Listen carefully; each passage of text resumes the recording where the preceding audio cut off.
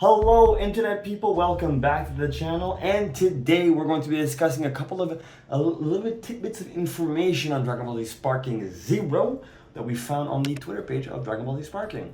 Now, without further ado, let's begin. So first we have Jun Furutani. He's taking the reins of the Dragon Ball Sparking Zero project. It remains under Ryomoto, the producer of Dragon Ball Budokai Tenkaichi 3 series, and he is validating Jun Furutani's work. Right? I'm sorry if I'm butchering your name, but basically the previous producer of the Dragon Ball Z Tenkaichi franchise is giving the green thumb to the new producer. So if you're a fan, like myself, of the previous games, this is pretty much like a guarantee that this is going to be good, right? I know I shouldn't be hyping it up until it's actually in my hands, but this is one of the very few anime games that I'm feeling confident. I'm feeling real good about this anime game, and I'm looking forward to seeing where it's going to be headed. The team is open to criticisms and made up in enthusiasts, with Jun Furutani himself being a fan. And like, this is basically fans making games for fans, which is more than anything else I could ask for. But unfortunately, the third point over here, we have a little bit of not so great news. It says that the local split screen mode won't be available after all, not because of the developers, but because of problems with Sony and Microsoft, which complicates the split screen adaptation. They are trying to find a solution, but for the time being, there will be no split screen, perhaps due to Sony and Microsoft policies favoring the sales of more consoles. As unfortunate as this is, I get it. I mean, companies are, well, they're companies and their job is to make money, not to make the consumer happy. However, it does say that they are looking for some type of compromise. And if we can do that, that'd be pretty cool. That'd be fan-freaking-tastic.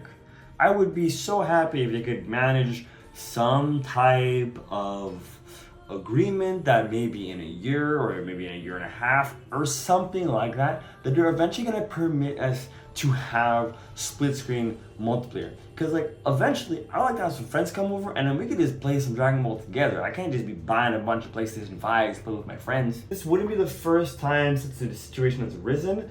The situation may yet evolve as the team is aware of the demand. The developers mentioned that adapting games to the Xbox Series S are particularly difficult. It seems like there's more than just one issue at hand, that's more than just, oh, we want the multiplayer, or we want people to buy more consoles. Maybe perhaps having a split screen multiplayer on PlayStation 5 is easier than doing it on Xbox, which is why it's like, hey, we can't have it on both consoles. We're just not gonna have it, period. Because it would be kind of weird if you could play split screen on PlayStation but not on Xbox. Yeah, that could be very weird, and I could see why they would hold off on the split screen multiplayer if unfortunately they're unable to do it that way, The Dragon Ball GT characters will be included perhaps in the base game roster or DLC. Now, if you guys watched my previous video where I was reacting to the Dragon Ball Sparking Rivals trailer, I'll link that over there. I break down the sections of the roster. We have the Saiyan Saga on your top left, the Cell and Namek Saga on your top right, and then you have the Buu Saga, and then you have the Super Saga of the bottom right corner. This does not leave a lot of room for DLC. Now, you might be telling yourself, well, this game has 164 characters, including transformations, which is 3 more than Dragon Ball Z Budokai Tenkaichi 3 at 161 characters, including transformations. However, Tenkaichi 3 does not include super characters. Those super characters are going to be taking up slots, and I'm willing to bet that those extra 3 slots are going to be reserved for super characters like Beerus, Whis, and Ultra Instinct Goku. The game will also include fusions. I mean, I feel like that was a given. I'm not really surprised that the game is going to include fusions. I mean, we do go all the way to the Buu arc, and that means we have Vegito and we have Gotenks. So I don't really know why they had the need to announce this, but perhaps they mean that they'll be bringing in fusions that we haven't seen in a very long time, like Tiencha. That was Dragon Ball Z Budokai 2. we could play as Tianxia or maybe Gokuro, the fusion of Goku and Hercule. That'd be pretty cool. There is no precise release date at the moment. The team is working on the game and wants to avoid rushing to release an incomplete game. They're taking their time envisioning a release in late 2024 or 2025. A full story mode will be present following and evolving from Tenkaichi 3.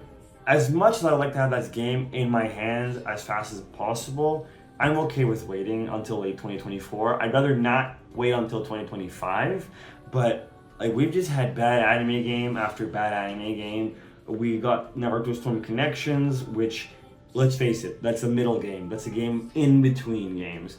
And then we got Jujutsu Kaisen Curse Clash, which I was really excited for, but I can't bring myself to pay full price for that. It just doesn't look like it's worth it. If they're telling me, hey, we're gonna wait until the end of 2024 or all the way until 2025 to make sure that we can give you guys the best game possible, as much as I want it, I am happy that they're taking their time with it. As for the story mode, they're saying that they're going to evolve from Tenkaichi 3, which ends with the Buu saga.